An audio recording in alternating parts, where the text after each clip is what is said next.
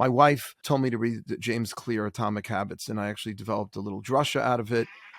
He says that true and lasting behavioral change, good habits will only take place when you experience what he calls an identity change. Yeah. Right. So when the new habit becomes part of your identity. So if the reason, let's say you come late all the time and you got inspired to come on time, the way that you're going to make that a habit is if you start viewing yourself as an on time kind of person. He gives all these examples. If you come late, right, you're not thinking about others. So you start seeing yourself as more of a thoughtful person. You wouldn't keep another person waiting. So my question to you is, um, how do you start seeing yourself as such a person? Because we all suffer from such self-esteem challenges. Like it's easier said than done to just start looking at yourself as a fit person and therefore I'll work out. Seeing myself as a spiritual person, therefore I'll keep mitzvos. Seeing myself as a intellectual, learned person, and therefore I got to study Torah. We don't look at ourselves that way. We have a very low image generally. Yeah. So I mean, this is a series. I mean, I literally, episode 18 or 19 is identity. Like, So give us like a little, give us a little, I can give you, it's a lot to talk about. So I even what I say now is a little piece of, but let me sort of give you let me try. At the core of it, you're either a body or a soul. Let's do that. At the core of your identity is a body or a soul. Okay. A body is a physical thing that I can touch, feel, and taste. I see it grow. I see it change. I see it get larger and smaller. I see it get taller. I see it get older. I see it grow hair. It's a body. It has feelings, senses, or I identify with something that is deeper. I have an essence.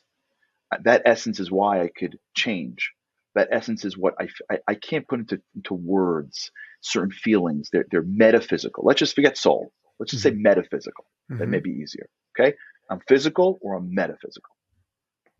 Now, that's the core identity question. If you are physical, that means you live and you die. And you can grow muscle, you can lose muscle, you can gain food, whatever. You are a physical entity that exists in a physical world. You're a material girl, as the great philosopher once said. If you're metaphysical, which is the core faith of Judaism, this is, in my opinion, this is the Tanya 101. This is Mishnayos 101, right? Nivra B'Tselem, right?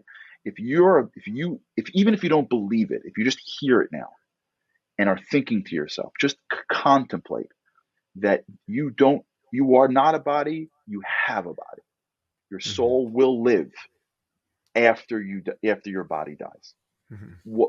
If that's even a possibility, two things happen. One, you start to relate to your creator very differently because that's a piece of the creator. God is no longer up around you. He's around, but he's also in. That is a complete shift towards Judaism because Judaism now becomes the science of revealing your inner power. I want to tap into my metaphysical power. How do I do that? To tap into my physical power, I just go to a nutritionist and a trainer, and they give me very specific exercises, and I can get stronger. But what about my metaphysical power? So I go to another trainer. They're called rabbis and rebbitsins, and they give me other exercises called mitzvos. But those things are not just random stuff to do because God wants me to do it because some deity in the heavens need me to eat some matzah. These are outlets. And just like it makes no sense to me why I have to lift weight to grow my chest muscles, it makes no sense to me why I have to eat matzah to grow my faith. But I'm not the expert, right? So that's the basic core. By the way, if you see me looking down, it's because I'm writing some notes. Some of these analogies are great, especially the matzah and the lifting weights. Keep going. No, seriously. Once you get to that core, and that's step one, just to forget if you believe it, just to entertain the fact that your identity is connected to the creator of the universe, and you are an infinite source that happens to have a spacesuit called the body. Now, what that means is that you have the ability to create in a way yourself, in the way you want. Well, how do you do that? Well, you have a brain, and the brain is neuroplastic. Now, I'm talking within limits. I'm not saying that everything is possible, but within limits, you can shift the way, literally shift the neurostructure of your brain. If you take a 2-year-old and you put them in a different country and you leave them alone for 10 years, their brain will have Mhm. different neural connections for foods, for words. If you start a new job and you don't know what you're doing and you stay in that new job for 10 years, your brain will know everything about your job, right? The way your brain works is as it is exposed to information, it creates connections and it literally changes the neurostructure of your brain. So, this soul of yours that's infinite in its power can direct the computer called your brain to change how you think, to change what you believe, to change what you habituate yourself around. Now, it happens to be that you're late. Are you born late because you have a spiritual pagam? Maybe. But usually you're born late, but you're late because that's the environment that you were in. You grew up, and maybe being timely wasn't expressed enough, or maybe you naturally have a tendency, whatever it is. But the stuff that is a natural tendency or exposure or we call mimetic desires or whatever it is, these are brain stuff. With habits, you can theoretically go out and change your brain to being a person that is more connected to time. Now, everything is within limits. I'm not suggesting that you can grow your height, and I'm not suggesting that somebody has some. I'm saying most people within limits. So when we think about my life from a place of this is who I am, and I know who I am Mhm. because of who I was yesterday, it's very limiting. When you think Mhm. of your life as this is who I am because I am a infinite source, I don't even know who I am. I'm an infinite source. There's stuff in here that I don't even knew. I don't even tap into. And you see people that go through challenge, God forbid, and they're like, I can't do it. And you're like, you can't. You're like, I can't do it.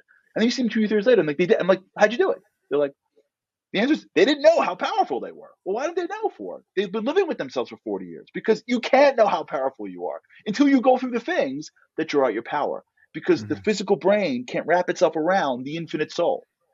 Once you walk with that, your identity is based on your decisions. Now, your brain may take years for it to be habitual, Mhm. To catch up. and that's what we have Yom Kippur for. Because Yom Kippur is God's way of saying, stop being held down by your past. Choose, make a decision. Because if you make a decision in front of me today, you didn't leave the shul, you didn't go back and change your life. Your decisions with real sincerity is your identity. Now, you'll have to go and do a habit, and we can talk about Mhm. that, what that looks like. You'll have to get to a place where it feels normal for you, it feels natural for you. Okay, that's a long process. But who you are you a father before your first kid is born? No. What happens? You make a decision. Not everybody does. You make a decision. I want to be a good dad. And as a result, your brain starts to orient around what's a good dad. Decisions become your identity. And once you see it that way, what Clear is getting at is when you, if you, what he's saying is if someone's smoking and they stop smoking, you're always going to smoke if you're quitting smoking Mhm. because you're a smoker. You have to say to yourself from the first second, no, I'm healthy. I don't smoke. I don't smoke. Now, you could be craving it. Who cares? I don't smoke. Now, you could have stopped a day ago. But once you realize that you have the ability to change your identity, regardless of what kind of connections you have, okay, you got a neural connection that has 30 years of the habit of eating unhealthy. Okay, big deal. It's going to take you a couple of years to fully get over it, a couple of months to feel I'm healthy. No, I'm not eating that. Why? You had it yesterday. I'm healthy. Yeah, look who's so healthy. Now, you'll feel like a hypocrite. Your friends will make you feel like a hypocrite, and your brain will tell you you're a hypocrite. But to your soul, they're thinking, welcome to the club. Like it's about time you tapped into that place. where, Like I've been where waiting have for you you. been? Where What's you been? taking Like so you have an long? idea. You Right. don't have to eat the eclair. You know what I'm saying? Like you know what you got?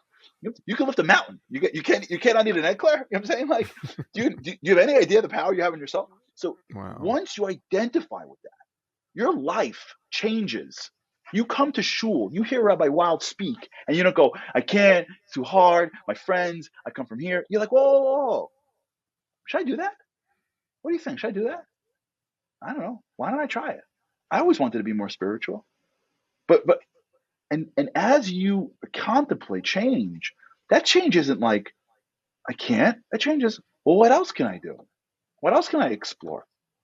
In our company here, we got a lot of young people in our company. We run a real estate company, right? We got You can, in 1 minute, I can tell the difference between a person who's going to become successful, in my opinion. 1 minute. One person walks in and they're already annoyed at the work. They're thinking from their body. It's going to be late. I got friends to hang out with. I don't know how to do it. I'm too young. I'm overwhelmed. I'm going to fail. I can't. Body. One person's like, what else can I learn? Let's do it. I'll try. And you're thinking, and they don't even know it. They think like a soul. What can I do? What can I figure out? And this is your point. Rabbi Akiva, 40 years old, didn't know anything, became one of the greatest rabbis. Lag BaOmer is coming up, right? One of his greatest students, which took place after he lost 24,000. If you look at and this is what gets lost sometimes. If you look at, and by the way, and it's in the books. I find we just don't read for it. Like the books have these stories, we just don't read for them. But look at some of the greatest people of our history. They weren't rolling, but they believed that they had something inside them, and that pushed them through. Abraham and Yitzchak and Yaakov and Sar Shneur and David Ben Gurion and every Tanchan, every paratrooper. This is our people.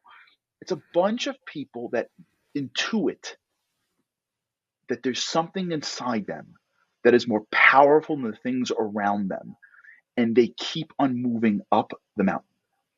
And when a person adopts the Jewish eternal identity as their identity, and they explore their own spirituality, they unleash a power that has their own brain go, all right, you win. Okay, what do we do next? I got it. You can. Just don't make me crazy. I got it. And that's the shift.